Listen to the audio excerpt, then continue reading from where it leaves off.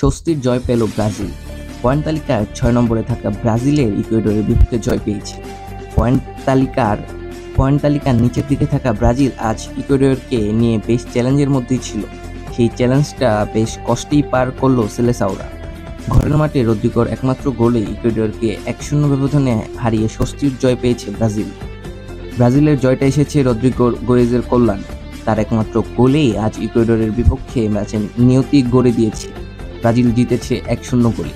২০২৬ বিশ্বকাপ বাছাই পর্বে সর্বশেষ ৪ ম্যাচেই জয়শূন্য ছিল ব্রাজিল। সেই হিসেবে ইকুয়েডরের সঙ্গে বেশ চাপ নিয়ে খেলেছে দলটি।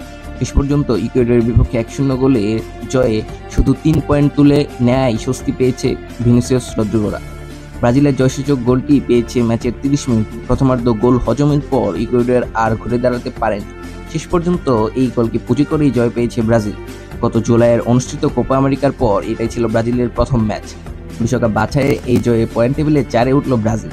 ৭ ম্যাচে ১০ পয়েন্ট পেয়েছে দরিবালের দল। সমান ম্যাচ খেলে তাদের চেয়ে ৮ পয়েন্ট ব্যবধানে এগিয়ে শীর্ষে আর্জেন্টিনা। ৭ ম্যাচে ১৪ পয়েন্ট নিয়ে দ্বিতীয়তে উরুগুয়ে, তৃতীয়তে কলম্বিয়ার সংগ্রহ ৬ ম্যাচে ১২ পয়েন্ট।